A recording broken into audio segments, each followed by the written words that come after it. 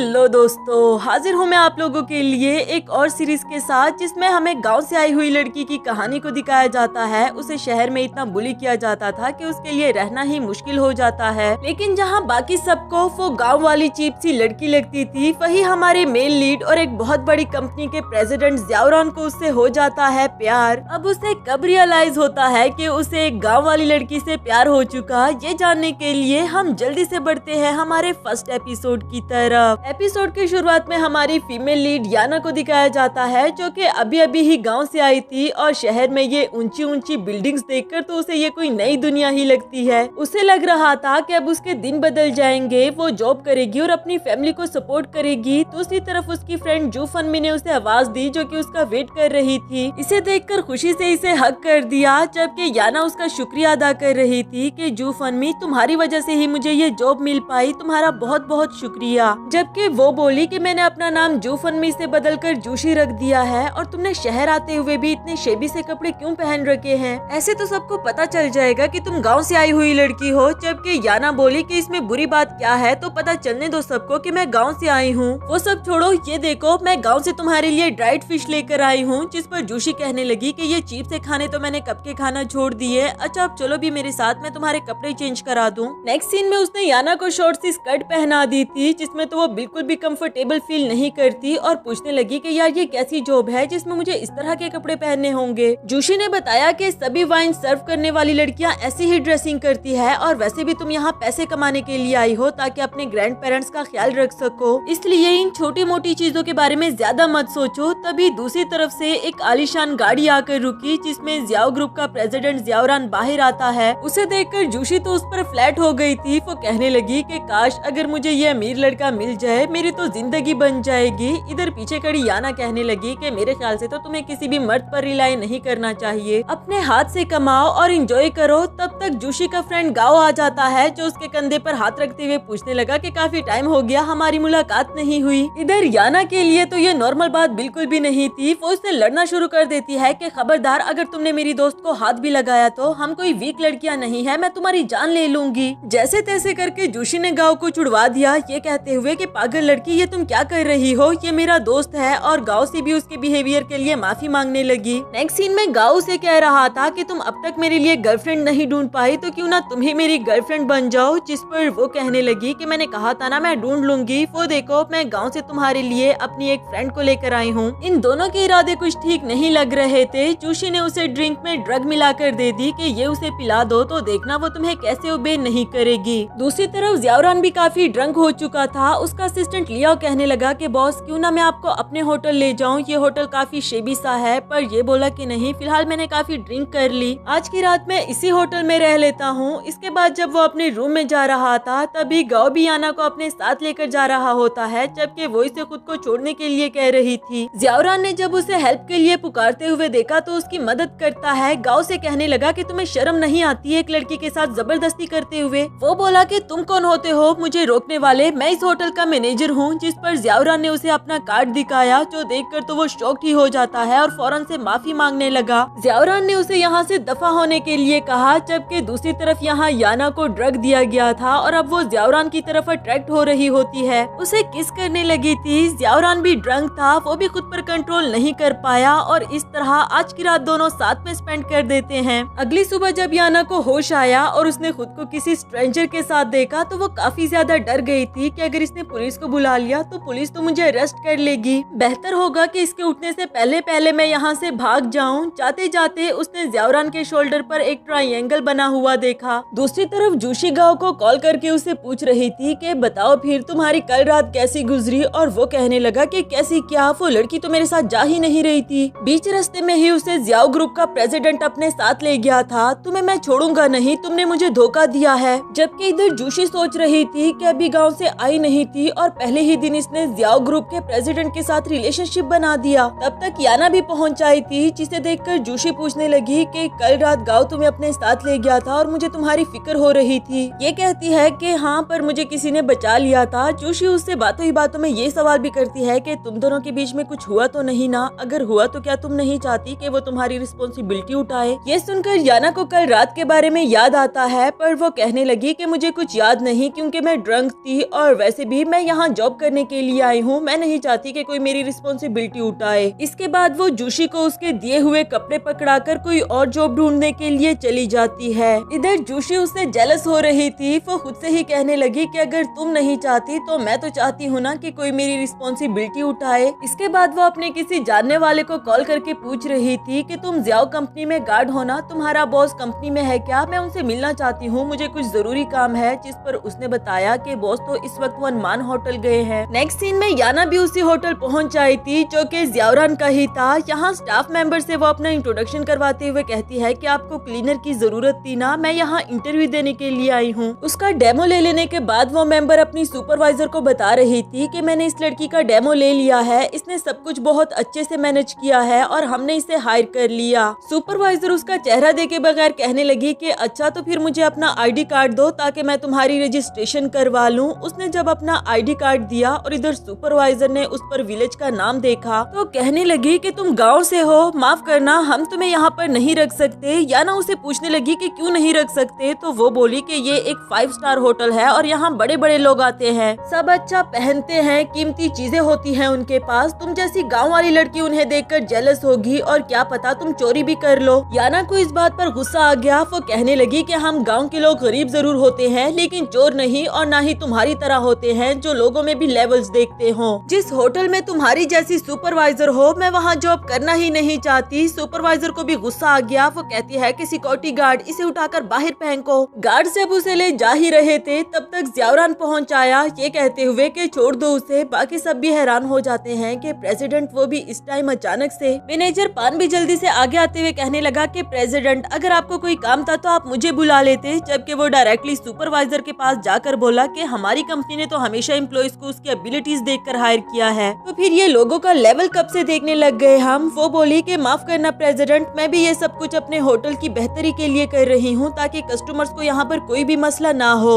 इस पर जियाओरान ने उसे फायर कर दिया कि कस्टमर को किसी और से नहीं पर तुमसे जरूर मसला हो सकता है। अब वो मैनेजर पान से हेल्प के लिए कहती है, वो भी इसकी क्या ही हेल्प कर लेता, इसे यहाँ से जाने के लिए कहा। और जियाओरान बोला कि मैनेजर फान, अगर तुमने खामखा इस तरह के लोगों की कभी हेल्प की ना तो तुम भी अपनी जॉब खो दोगे। इसके बाद वो नीचे ही पड़ा हुआ याना का कार्ड उठाकर उसके पास आते हुए कहता है कि मिस याना, आपको जॉब के साथ साथ रहने की भी जगह दी जाएगी, आपकी मंथली सैलरी 8000 होगी। अगर आपको ये ऑफर पसंद है तो फिर आज ही हमें ज्वाइन कर ले। ये ऑफर तो याना के लिए बहुत ज्यादा अच्छी थी। इसी दौरान वो ट्रॉली से टकराने वाली होती है जबकि जियाओरान ने उसे खींचकर अपनी तरफ कर दिया। यहाँ दोनों की आंखें चार हुई और जियाओरान को वो बहुत जानी पहचानी लगी। वो दिल ही दिल में सोचता है कि कहीं ये कल रात वाली लड़की तो नहीं। लेकिन तभी असिस्टेंट लियाओ आया जो उसे धीरे से कहने लगा कि प्रेसिडेंट आपसे कोई लड़की मिलने के लिए आई है। वो कह रही है कि उसने कल रात आपके साथ नाइट स्पेंड की थी। जिसके बाद वो उससे मिलने के लिए चला जाता है। यहाँ जोशी भी उससे मिलने के लिए जब उसके ऑफिस तक आ रही थी तो इतनी बड़ी कंपनी देखकर उसे यकीन नहीं आ रहा था कि ये इतना अमीर होगा। लिया उसे प्रेसिडेंट तक ले आता है ये कहते हुए कि ये हमारे प्रेसिडेंट जियाओरान है। जबकि जियाओरान ने भी जब उसे पहली बार देखा तो उसे सॉरी कर देता है कि कल रात में कुछ ज्यादा ही ड्रंक हो चुका था, लेकिन हमारे बीच जो कुछ भी हुआ उसके कंपेंसेशन के तौर पर मैं तुम्हें घर और गाड़ी देने के लिए तैयार हूँ। इसके अलावा तुम्हें जितने पैसे चाहिए मैं वो भी तुम्हें दे दूंगा। जबकि जोशी के इरादे तो कुछ और ही थे। वो कहने लगी कि तुम्हें क्या लगता है मैं यहाँ पैसे लेने के लिए आई हूँ? ऐसा बिल्कुल भी नहीं, मैं एक इनोसेंट लड़की हूँ, कभी भी किसी के साथ रिलेशनशिप में नहीं आई। अब जब हमारे बीच में इतना सब कुछ हो ही चुका तो मैं चाहती हूँ कि तुम मेरी रिस्पॉन्सिबिलिटी उठाओ, मैं तुम्हारी गर्लफ्रेंड बनना चाहती हूँ। जियाओरान भी उसका ये कॉन्फिडेंस देखकर डायरेक्टली मना नहीं कर पाया। वो कहता है कि ठीक है, मैं वादा करता हूँ कि बाद में मैं गाड़ी भिजवा कर तुम्हें अपने घर शिफ्ट करवा लूंगा। जोशी भी ये सुनकर खुश हो गई थी। वहाँ से जाते हुए कहने लगी कि मैं जल्दी से जाकर अपनी प्रिपरेशन करती हूँ। जबकि जियाओरान अपने असिस्टेंट से कहने लगा कि मैं चाहता हूँ तुम इसकी इन्वेस्टिगेशन कराओ। नेक्स्ट सीन में असिस्टेंट लियाओ गांव से मिलने के लिए आता है। उसे जोशी की पिक्चर दिखाते हुए पूछने लगा कि क्या ये वही लड़की है जिसे कल रात प्रेसिडेंट जियाओरान ने रेस्क्यू किया था। वो भी हाँ कह देता है कि ये वही लड़की है। जिसके बाद लियाओ तो वो पिक्चर लेकर वहाँ से चला गया। जबकि इधर गांव जोशी को कॉल करके कहता है कि इस बार मैंने तुम्हारी हेल्प कर दी, महीने के आखिर तक मेरे अकाउंट में 1 लाख युआन सेंड कर देना, वरना तो तुम जानती हो ना कि मैं क्या कुछ कर सकता हूँ। जोशी बोली कि तुम फिक्र क्यों करते हो, फ्यूचर में मैं अमीर होने वाली हूँ। तो फिर 1 लाख युआन तो मेरे लिए कुछ भी नहीं। फोन काटने के बाद वो काफी ज्यादा खुश हो रही थी। तब तक दूसरी दूसरी तरफ से याना भी पहुँच आई और उसे खुशखबरी देती है कि मुझे जॉब मिल गई है। मैं तो कहती हूँ कि तुम भी वहाँ पर अप्लाई कर लो तो हम दोनों साथ में रहेंगे। जबकि जूशी उसे कहने लगी कि नहीं, मुझे जॉब करने की जरूरत नहीं क्योंकि मैं शादी करने वाली हूँ। मेरे हस्बैंड ने मुझे जॉब करने से मना कर दिया क्योंकि वही मेरा ख्याल रखेगा। याना भी उसके लिए खुश हो जाती है कि अरे वाह, तुमने बॉयफ्रेंड कब ढूंढा। चलो जो भी है, तुम शादी करने वाली हो और मुझे जॉब मिल गई है। मैं जल्दी जल्दी से कुकिंग करती हूँ, फिर मिलकर दोनों सेलिब्रेट करेंगे।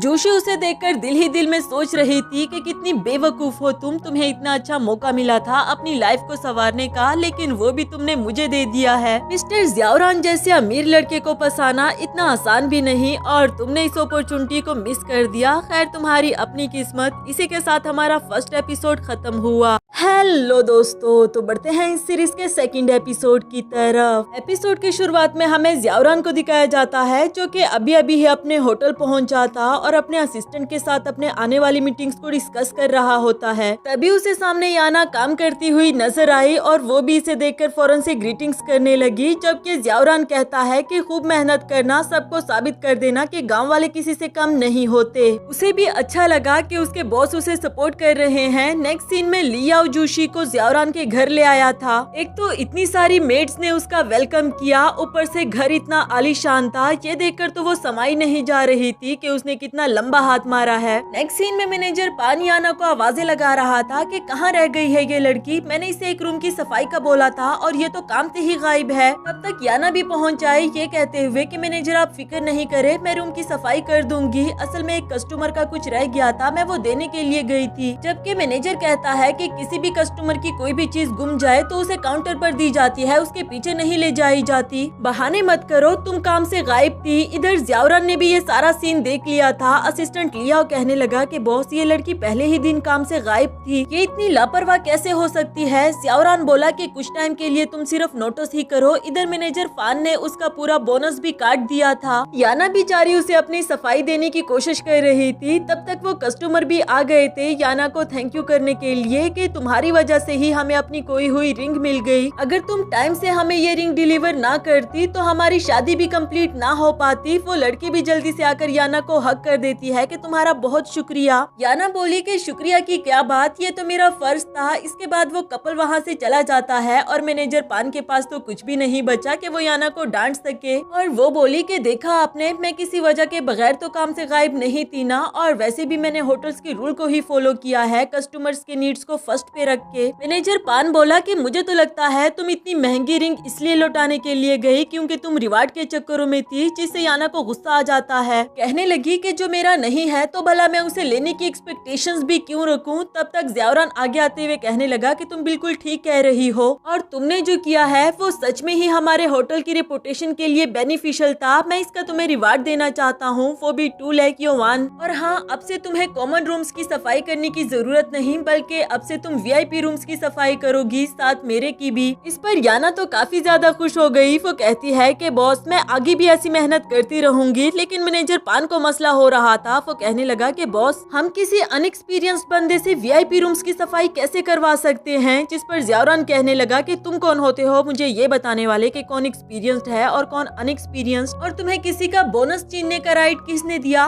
जिस काम के लिए तुम्हें रखा गया है बेहतर होगा कि तुम उसी पर ही ध्यान दो। यहाँ मैनेजर पान भी शर्मिंदा हो गया था और ज़ियाओरान वहाँ से जाने लगा। इसी दौरान असिस्टेंट लियाओ ने बताया कि बॉस, आज आपको घर भी जाना होगा क्योंकि मिस जूशी आपके घर शिफ्ट हो चुकी हैं। नेक्स्ट सीन में जूशी को दिखाया गया जो कि एक ओल्ड सर्वेंट वांगमा से कहने लगी कि तुम आकर मेरे जूते बदल दो, और वो इसके पास आकर इसके जूतों को बदलने की कोशिश करती है। तभी इसने उनको धक्का दे दिया कि ये तुम मेरे जूते बदल रही हो या फिर मुझे चोट पहुंचा रही थी। अगर तुम इस तरह से काम करती रही ना तो मैं तुम्हें फायर कर दूंगी। तब तक ज़ियाओरान भी पहुंच आया था। उसने जूशी की ये हरकत देख ली और कहने लगा कि ये तुम क्या कर रही हो। फौरन से जाकर वांगमा को उठाया। जूशी को डांटते हुए कहने लगा कि मैं बच्चा था जब वांगमा हमारे घर आई, तब से लेकर अब तक मैंने कभी इनसे ऊंची आवाज में बात तक नहीं की, तो तुम्हारी हिम्मत कैसे हुई इनसे इतना रूडली पेश आने की। वांगमा वहाँ से चली जाती है ये कहकर कि मैं ठीक हूँ, और जूशी कहने लगी कि तुमने देखा नहीं, वो बिल्कुल ठीक है। खैर, मैं तुम्हें ये दिखाना चाह रही थी कि मुझे देखकर बताओ मैं कितनी प्यारी लग रही हूँ। ज़ियाओरान को अभी भी उस पर गुस्सा था। वो कहता है कि बाहर से खूबसूरत होने का क्या फायदा जब इंसान अंदर से ही बदसूरत हो।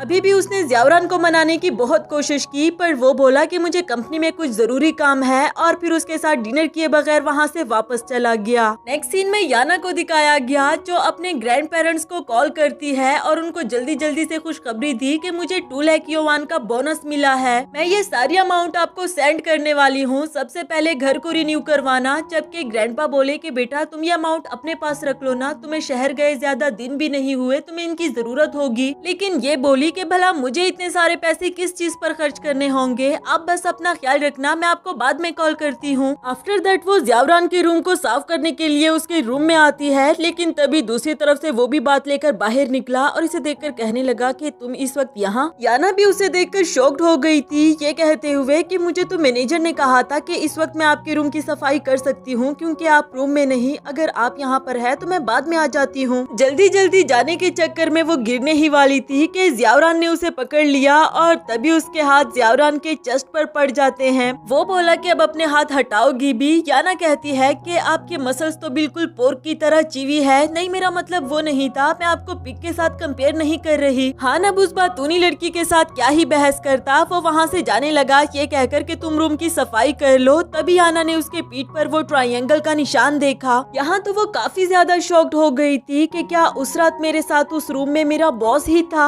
ज़ियावरान भी उसे ऐसे हैरान परेशान खड़े देखकर कहने लगा कि अब तुम खड़ी क्या हो, तुम यहाँ की सफाई करने के लिए आई थी, करो ना। याना सोच रही थी कि इसने मुझे पहचाना नहीं या फिर ना पहचानने का नाटक कर रहा है, जैसे हमारे बीच में कुछ हुआ ही ना हो। खैर अच्छा ही है कि हम दोनों एक दूसरे को ना पहचानने का नाटक करें, वरना तो मेरे लिए ये जॉब भी करना मुश्किल हो जाएगी। नेक्स्ट सीन में जूशी को दिखाया गया जो काफी बेचैन हो रही थी क्योंकि उस वक्त के बाद से ज़ियावरान उसे मिलने के लिए नहीं आया। तो वो वांग मा से कहती है कि आप जल्दी जल्दी से ज़ियावरान के लिए उसका फेवरेट सूप बनाओ, मैं खुद उससे मिलने के लिए उसके ऑफिस जाऊंगी। दूसरी तरफ याना ज़ियावरान का ऑफिस साफ कर रही होती है और साथ ही साथ उसकी तारीफ कर रही थी कि इतने यंग एज में आपने इतने सारे अवार्ड्स जीते हैं। तभी असिस्टेंट लियाओ आया जो बॉस को कुछ बताना चाहता था। याना बोली कि मैं बाहर चली जाती हूँ, पर ज़ियावरान बोला कि कोई बात नहीं, तुम यहीं पर रुको। इधर लियाओ ने बताया कि बॉस आपकी गर्लफ्रेंड अपने हाथों से आपके लिए सूप बनाना चाहती है और वो खुद ही लाने का कह रही थी। याना भी सुनकर हैरान हो गई कि क्या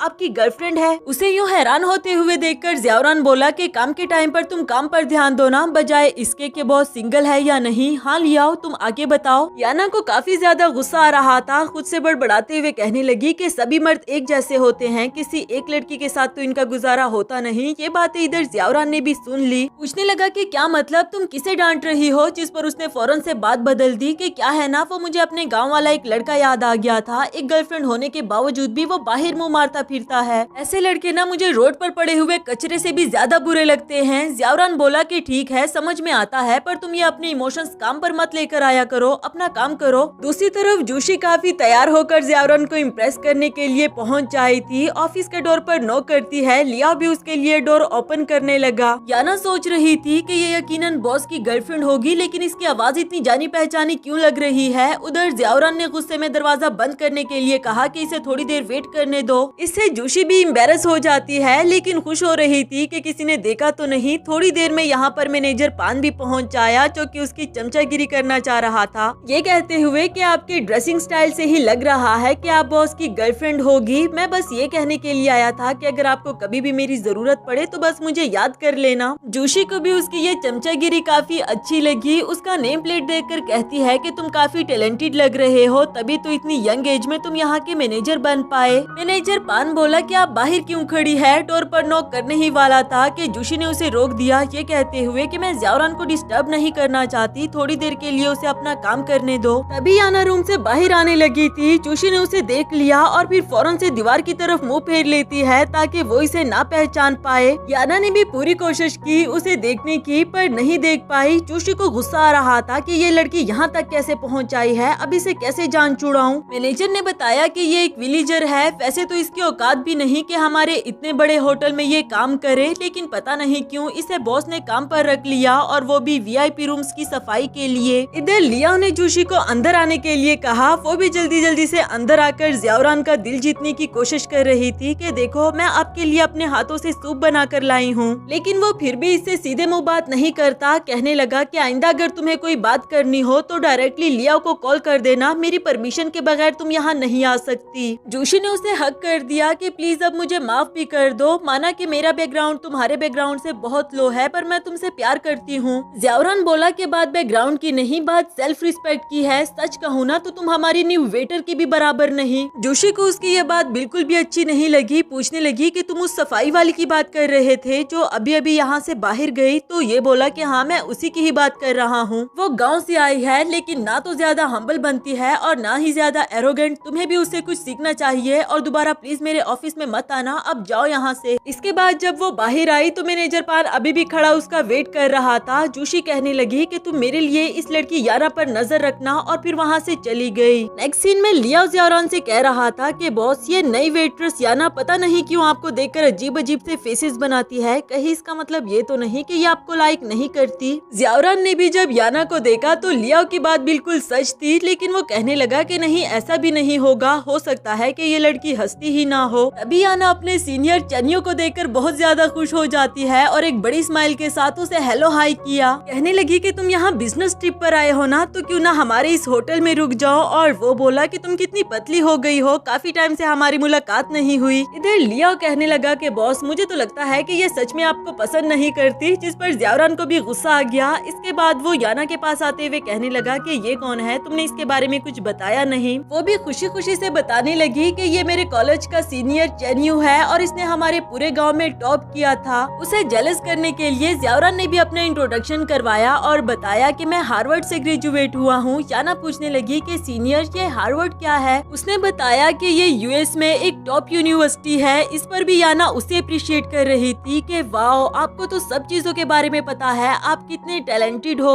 ज़ियाओरान बेचारा तो काफी ज्यादा एम्बैरस हो जाता है। याना कहने लगी कि सीनियर, क्यों ना हम दोनों साथ में शॉपिंग करने के लिए चले, मुझे अपने ग्रैंड पेरेंट्स के लिए फोन लेना है। बॉस, क्या मैं हाफ डे की छुट्टी ले सकती हूँ? ज़ियाओरान बोला कि क्या पहले आप लोग मुझे ये बता सकते हो कि आप दोनों का रिलेशनशिप क्या है? चेन्यू ने बताया कि हम दोनों बचपन के दोस्त हैं, साथ ही पले बड़े। अब तो ज़ियाओरान उन दोनों को साथ में बिल्कुल भी जाने नहीं देना चाहता। उसने बहाना कर दिया कि तुम्हें छुट्टी देना मेरा काम नहीं, लेकिन फिर भी वो सीनियर का हाथ पकड़कर अपने साथ ले गई कि जो भी होगा देखा जाएगा, वैसे भी मैं सारा काम कर चुकी हूँ। उनके जाने के बाद ज़ियाओरान असिस्टेंट से पूछने लगा कि क्या तुम्हें लगता है कि इन दोनों के बीच में भाई बहन वाली दोस्ती होगी? जिस पर लियाओ कहने लगा कि मुझे तो लगता है कि इन दोनों के बीच में गर्लफ्रेंड बॉयफ्रेंड वाली फ्रेंडशिप है। उसकी इस बात ने तो ज़ियाओरान को और भी जेलस कर दिया और कहने लगा कि खड़े क्या हो, जाकर मेरी गाड़ी तैयार करवाओ। नेक्स्ट सीन में ज़ियाओरान मॉल में आ पहुंचा था। लियाओ पूछने लगा कि बॉस, हम तो मीटिंग पर जाने वाले थे ना, तो फिर आप इस मॉल में क्यों आ गए हैं? और ज़ियाओरान बोला कि मेरा मॉल है, मेरी मर्जी, मैं जब भी इसे विजिट करूं। असल में तो वो यहाँ याना और चेन्यू को देखने के लिए आया था। आखिरकार उन दोनों को साथ में देख भी लेता है, जो मजे मजे से बातें कर रहे थे। तो वो लियाओ से कहने लगा कि क्या हमारा मॉल रोमांस के लिए बना हुआ है? लियाओ कहता है कि बॉस, हमने तो अपने मॉल में डेटिंग करने से कभी भी मना नहीं किया। इस पर अब बेचारा ज़ियाओरान उसे क्या ही कहता। इधर चलते चलते अचानक से ही याना का जूता टूट गया था। तो चेन्यू बोला कि तुम यहीं पर बैठकर मेरा वेट करो, मैं तुम्हारे लिए और जूते खरीद कर ले आता हूँ। ज़ियाओरान ने भी उसे टूटे हुए जूते के साथ देख लिया था और इसी के साथ हमारा ये वाला एपिसोड भी खत्म हुआ। हेलो दोस्तों, तो बढ़ते हैं इस सीरीज के थर्ड एपिसोड की तरफ। एपिसोड की शुरुआत बिल्कुल उसी सीन से होती है। वही बैठे बैठे ही याना को एक पेयर ऑफ सैंडल काफी पसंद आया, तो वो उसके करीब जाकर उसे देखने लगती है। लेकिन इधर शॉप लेडी ने उसे डांट दिया कि ये शूज बहुत ही एक्सपेंसिव है, तुम्हारी औकात नहीं इसे खरीदने की। वैसे भी तुम देखने से ही काफी गरीब लग रही हो, अगर तुम इसे देखना चाहती हो तो दूर से देखो, शीशे को हाथ मत लगाओ। इससे पहले कि याना उसे कुछ कहती, तभी ज़ियाओरान आगे आते हुए कहने लगा कि किसने कहा ये लड़की यहाँ से कुछ नहीं ले सकती। उसका हाथ पकड़कर शॉप अंदर ले जाता है, उसे बिठाकर फिर वही वाले शूज लाकर उसे पहनाने लगा था। याना बोली कि बॉस, ये बहुत एक्सपेंसिव है, प्लीज मैं इनको नहीं लेना चाहती। जबकि ज़ियाओरान बोला कि तुमने ही तो कहा था कि सब लोग एक जैसे होते हैं, लोगों में कोई लेवल्स नहीं होते, फिर अगर मैं तुम्हें ये जूते दिला रहा हूँ तो तुम क्यों नहीं ले सकती। तब तक चेन्यू भी शूज ले आया था, लेकिन इतने महंगे वाले जूते उसके पाँव में देखकर वो ये सस्ते वाले शूज को छुपा लेता है। याना ने उसे देखकर बहाना कर दिया कि ये वाले शूज मुझे चुभ रहे हैं। चेन्यू कहने लगा कि फिर तुम ये वाले शूज ट्राई कर लो, ये बहुत कंफर्टेबल है। ज़ियाओरान से भी ये कैसे बर्दाश्त होता कि याना उसके जूतों को रिजेक्ट करके चेन्यू के लाए हुए जूतों को ले ले। इसलिए उसने याना के लिए पूरा रो ही पैक करवा दिया, क्योंकि कोई ना कोई जूते तो उसे फिट आ ही जाएंगे। चाहे वो मना करती रही, लेकिन इसके बावजूद भी ज़ियाओरान नहीं माना। इधर शॉप लेडी खुश हो रही थी कि मेरे इस मंथ की परफॉर्मेंस बहुत अच्छी रही, जबकि ज़ियाओरान कहने लगा कि क्या तुम्हें अभी तक तुम्हारे फायर होने का नोटिस नहीं मिला। तभी लियाओ ने बताया बताया कि मिस्टर ज़ियाउरान इस मॉल के ऑनर है, हमने आपके ब्रांड से कांटेक्ट कर लिया था, आपके बिहेवियर की वजह से आपको इसी वक्त फायर किया जाता है, उसका नेम प्लेट भी उतार दिया। इसके बाद याना खुश होकर ये सब कुछ चन्यू को दिखा रही थी कि मेरे लिए ये सब बॉस ने लिया, और अचानक से उसे एक सवाल याद आया। ज़ियाउरान से पूछने लगी कि बॉस आप तो बिजी थे ना, तो फिर यहाँ कैसे आए? जिस पर उसने भी बहाना लगा दिया कि मैं तो बस यहाँ से मीटिंग के लिए गुजर रहा था और मेरी नजर तुम लोगों पर पड़ गई। जिसके बाद याना बोली कि ठीक है, आप फिर अपनी मीटिंग पर जाए, और चन्यू को साथ ले जाने लगी कि चलो हम कुछ खाते हैं। ज़ियाउरान को समझ नहीं आती कि आखिर ये लड़की मुझे इतना इग्नोर क्यों कर रही है, और यही तो वजह थी जो वो इसके इतना करीब आ रहा है। उधर चन्यू पूछ रहा था कि बॉस ने तुम्हें इतना कुछ लेकर दिया, कहीं वो तुम्हें लाइक तो नहीं करते? जिस पर ये बोली कि तुम पागल हो गए हो क्या, उनकी तो पहले से ही गर्लफ्रेंड है। नेक्स्ट सीन में ज़ियाउरान अपने फ्रेंड जाओजाओ के साथ ड्रिंक कर रहा होता है, जिस पर वो पूछने लगा कि भाई आज तुझे क्या हो गया, इतनी ज्यादा ड्रिंक क्यों कर रहा है? जिसका वो बिल्कुल भी सीधे मुंह से जवाब नहीं देता। जाओजाओ समझ चुका था कि भाई ड्रंक हो चुका है, तो उसे उठाते हुए यहाँ से ले जाने लगा। तब तक यहाँ पर याना पहुँच आई बॉस से मिलने के लिए। उसे देखकर जाओजाओ ने ज़ियाउरान को उसके हवाले कर दिया कि प्लीज इसे सेफली घर ले जाना, मुझे देर हो रही है, और फिर जल्दी जल्दी में वहाँ से चला गया। याना बता रही थी कि बॉस आपने मेरे लिए इतने सारे शूज लिए, तो इसके फेवर में मैं आपके लिए ये एग्स लेकर आई हूँ जो कि स्पेशली मेरे गांव से आए हैं। इसी दौरान ज़ियाउरान सोफे पर गिर जाता है। याना भी उसके ऊपर गिर पड़ी थी और बाय मिस्टेक उसे किस कर देती है। ज़ियाउरान वैसे भी ड्रंक था, और कुछ तो याना के लिए उसके दिल में नई नई फीलिंग्स जगी थी, तो वो भी आगे से इसे किस करने स्टार्ट कर देता है। याना उसे समझाने लगी कि मैं आपकी गर्लफ्रेंड नहीं हूँ, आपने मुझे गलत समझ लिया है। ज़ियाउरान उसकी बात नहीं सुन रहा था, तो मजबूरन ही उसने इसे अंडे से दे मारा। फिर फौरन से खुद को छुड़ाकर सॉरी करते हुए वहाँ से भाग निकली कि मैं आपके असिस्टेंट को बुला देती हूँ। नेक्स्ट सीन अगली सुबह का दिखाया गया। जोशी ज़ियाउरान से नाश्ता करने के लिए कह रही थी कि ये सब कुछ मैंने आपके लिए बनवाया है, पर वो बोला कि मुझे ऑफिस के लिए देर हो रही है। दूसरी तरफ से लीबाओ कहने लगा कि बॉस ये सभी डिशेस उन एग से बने हैं जो कि याना आपके लिए लाई थी, क्या आप इसे टेस्ट नहीं करना चाहेंगे? जो सुनकर तो अब वो भी टेस्ट करने के लिए आ पहुंचा था। एग्स का टेस्ट तो उसे वाकई में ही काफी पसंद आया, लेकिन इसके बाद भी वो जोशी से कोई बात नहीं करता और वहाँ से ऑफिस के लिए निकल पड़ा। नेक्स्ट सीन ऑफिस का दिखाया जाता है, जिस एलिवेटर में ज़ियाउरान था अचानक से याना भी उसमें आ जाती है, क्योंकि ज़ियाउरान ने ही उसे अंदर आने की परमिशन दी। इसी दौरान उसके फोरहेड पर निशान देखकर लीबाओ कहने लगा कि बॉस आपको मारने की हिम्मत किसने की? अगर आप मुझे नहीं बता रहे तो मैं सीसीटीवी की रिकॉर्डिंग देख लूंगा, मैं उसे छोड़ूंगा नहीं जिसने आपको मारा। इधर याना को भी दिल ही दिल में डर लग रहा होता है कि कहीं बॉस इसे मेरा नाम ही ना ले दे। एलिवेटर से बाहर आकर कहने लगी कि बॉस आपको जिसने भी एग से हिट किया है इसमें इतना भी बुरा कुछ नहीं, क्योंकि अंडा लगाने से स्किन ग्लो करती है। ज़ियाउरान भी तंज करते हुए कहता है कि हाँ, आज जब मैं सुबह उठा तो मुझे अपनी स्किन ज्यादा ग्लोइंग लगी। क्यों लीबाओ, तुम्हें कैसा लग रहा है? याना तो इस बात को भी सच समझ बैठी थी, कहने लगी कि क्यों ना हो, आखिर ये हमारे गाँव के देसी अंडे हैं, कोई शहर के फार्मी अंडे तो नहीं। बदले में ज़ियाउरान बोला कि अगर तुम्हारे गाँव के अंडे इतने ही अच्छे हैं तो फिर आज से हम अपने सभी होटल्स के लिए तुम्हारे गाँव से अंडे लेकर आएंगे। लीबाओ ने जब उसे अपने होटल्स के बारे में बताया तो वो काफी सारे थे और मिल मिलाकर इसके कुछ 5 मिलियन पर मंथ बन जाते हैं। ये सुनकर तो याना काफी ज्यादा खुश हो गई कि फिर तो मेरे गांव के लोगों को शहर जाकर जॉब करने की जरूरत बिल्कुल भी नहीं। खुशी में उसने ज़ियाउरान का शुक्रिया अदा किया, ये कहकर कि आप बहुत अच्छे इंसान हैं। नेक्स्ट सीन में याना ने अपने गाँव से एग्स ऑर्डर करवा दिए थे, जबकि मैनेजर पान आज बदले हुए सप्लायर्स को देखकर दिल ही दिल में कह रहा था कि जब से ये गाँव वाली लड़की आई है कुछ भी ठीक नहीं हो रहा, पता नहीं अब ये कौन सा खेल खेल रही है। दूसरी तरफ होटल में ज़ियाउरान की मॉम पहुंच आई थी। ड्राइवर पूछने लगा कि मैडम क्या मैं बॉस को इन्फॉर्म कर दूं कि आप यहाँ पर आई हैं उनसे मिलने के लिए? तो मॉम बोली कि नहीं, इसकी जरूरत नहीं, वैसे भी हम दोनों डिनर साथ में करेंगे। आफ्टर दैट जब वो होटल इंटर हुई तो मैनेजर पान से कहने लगी कि क्या प्लीज आप मेरे लिए एलिवेटर का बटन दबा देंगे, मैं प्रेसिडेंट के रूम में जाना चाहती हूँ। वो तो उल्टा इन्हें बातें सुनाने लगा कि आंटी आप जैसे लोगों को भला हम अपने प्रेसिडेंट के रूम में क्यों जाने देने लगे, मार्केट से सब्जी लेकर सीधा सीधा यहाँ आ गई हैं क्या? हुलिया देखा है आपने अपना, मॉम को तो बात करने का मौका ही नहीं दे रहा था और अपने वेटर को बताया कि इन्हें यहाँ से बाहर निकालो। तब तक याना ने भी इन्हें देख लिया था और वो जल्दी से इनके पास आ पहुँची। अपना इंट्रोडक्शन करवाने के बाद कहती हैं कि चलो मैं आपको प्रेसिडेंट के रूम तक छोड़ देती हूँ। उनके साथ उनका सामान भी उठा लिया। चलते चलते मॉम ने उससे सवाल किया कि तुम्हें मेरा हुलिया देखकर डर नहीं लगा कि हो सकता है मैं तुम्हारे होटल में रह भी लूं और फिर भी पैसे ना दूं? जिस पर उसने जवाब दिया कि मैं गांव से आई हूं इसलिए मेरा हुलिया रुपया देखकर लोग मुझे बुली करते हैं, पर मैं उन लोगों की तरह नहीं बनना चाहती। उसका ये जवाब मॉम को काफी पसंद आया। वो कहती है कि तुम्हारी पोस्ट क्लीनर की नहीं बल्कि बड़ी पोस्ट होनी चाहिए। तब तक मैनेजर पान पहुंच आया, जो इसे डांटना शुरू कर देता है कि तुम उसे उठाकर अंदर क्यों ले आई हो। एक तो तुम भी ना गाँव से आई हुई हो, किसी चीज का तुम्हें पता नहीं चलता। अब ऐसे किसी एरे गैरे को हम अपने बॉस से मिलने थोड़ी ना दे सकते हैं। मैं तुम्हारी अपने बॉस से शिकायत लगाऊंगा। जिस पर मॉम बोली कि ठीक है, जाओ लगा दो शिकायत, मैं भी देखती हूँ कि मेरे बारे में सुनने के बाद वो क्या कहता है। इन दोनों के बीच में बहस चल ही रही थी कि तब तक ज़ियाओरान पहुँच आया। उसे देखकर मैनेजर पान फौरन से याना की शिकायत लगाने लगा कि इसे तो देखो जरा, किसी भी अजीबोगरीब सी औरत को उठाकर यहाँ तक ले आई है, ये बिल्कुल भी प्रोफेशनल नहीं, आपको इसे फायर कर देना चाहिए। जबकि ज़ियाओरान बोला कि मॉम, आप यहाँ आने से पहले आपने मुझे बताया क्यों नहीं। ये सुनकर तो मैनेजर पान और याना दोनों ही शॉक्ड हो जाते हैं। मैनेजर पान फौरन से माफी मांगने लगा कि मैडम, आपने अपना हुलिया इतना सिंपल रखा हुआ था कि मैं आपको पहचान ही नहीं पाया। आपने पहले अपनी आइडेंटिटी क्यों नहीं बताई। और वो बोली कि अगर मैं पहले से ही बता देती तो मुझे तुम्हारा असल चेहरा कैसे दिखता। ज़ियाओरान कहने लगा कि ये पहली बार नहीं, तुम पहले भी ऐसी गलतियाँ कर चुके हो। अभी के अभी जाकर अपना रिजाइनेशन लेटर सबमिट करवाओ। ये सुनकर तो उसने रोना धोना शुरू कर दिया और मॉम के सामने भीख मांगने लगा कि प्लीज मुझे माफ कर दो, अगर आइंदा मैंने ऐसी कोई गलती की तो आप मेरी टांगे तोड़ देना।